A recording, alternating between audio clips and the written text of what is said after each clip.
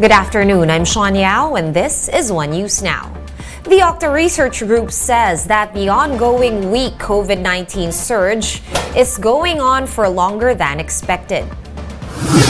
In an interview with A Big Story, OCTA fellow Professor Guido David said cases have yet to peak for the past 2 months.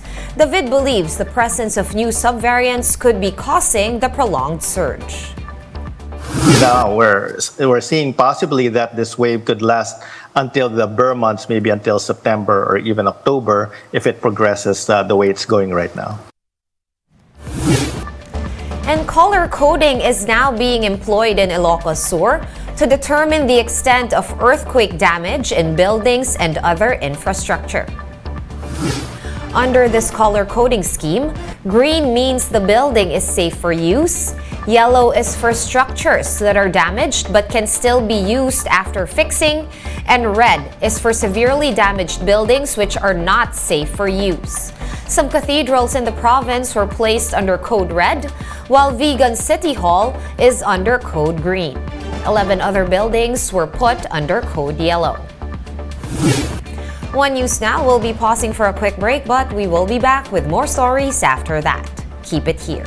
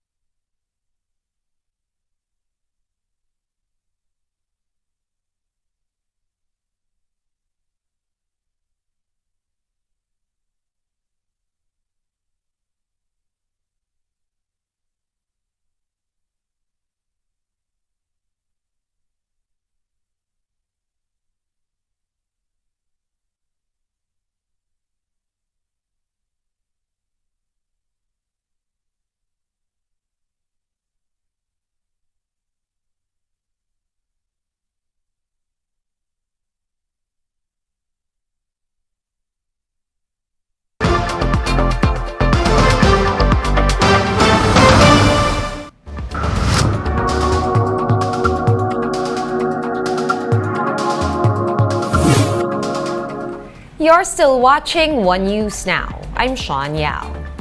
Sri Lanka is in an unprecedented economic collapse, pushing the government deeper into crisis. This Bloomberg report explains how the South Asian nation spiraled to this point. Let's watch this.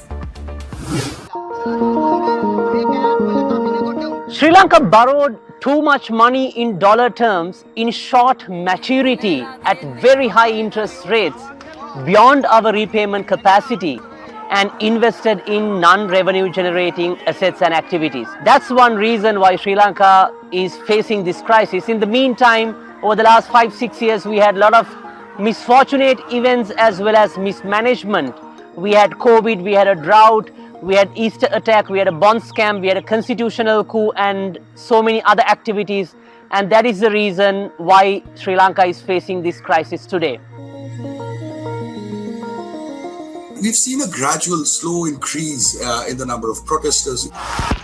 As the economic crisis started getting deeper, situation started to worsen, we saw people come out on the streets. Then we saw protesters getting into the Prime Minister's residence. We saw the Prime Minister and the entire cabinet resigning. Then in July, we saw, hundreds and thousands of them entering the President's Secretariat and his official residence, forcing him to flee. It's not all of a sudden, it is built up over the last 6 to 7 months as the economic crisis has worsened in Sri Lanka.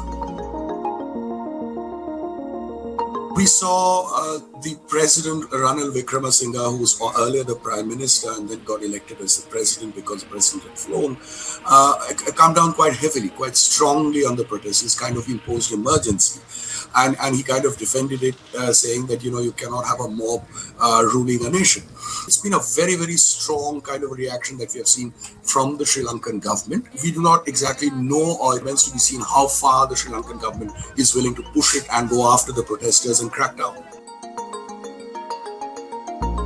Well, if you look at it, Mr. Ranil Wickremesinghe is a veteran politician. He's been Prime Minister several times, but he's never been President, although he's tried on through his life. And this is when he becomes President, is not in the best of times. He's really not been elected by the people.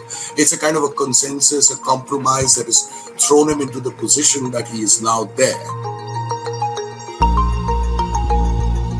So the moving forward is basically somehow securing some bridge financing to secure some essential items for our people and then move forward from there. But we have to come for a IMF bailout program, but to do that, we have to progress with the debt restructuring.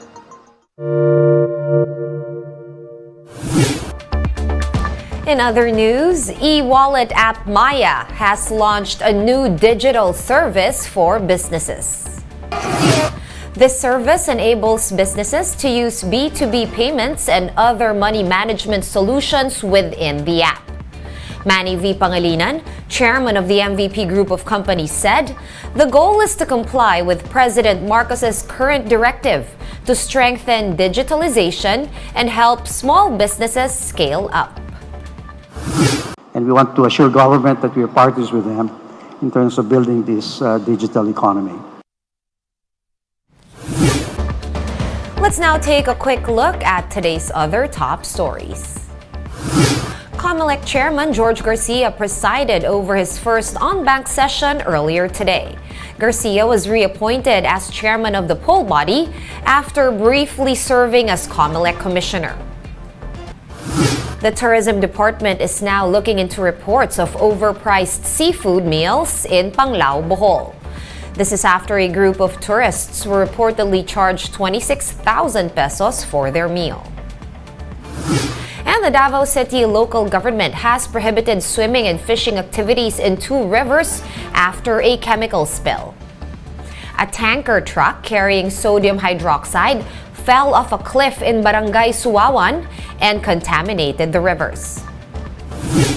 For more updates, visit News 5, The Philippine Star, and Business World online. Visit our website, onenews.ph, for more in-depth analysis. You can also catch One News on Signal Play. Register for a free account at www.signalplay.com and stream One News live anytime, anywhere. Masks on, wash hands, and stay safe, Philippines. I am Sean Yao. We are One News.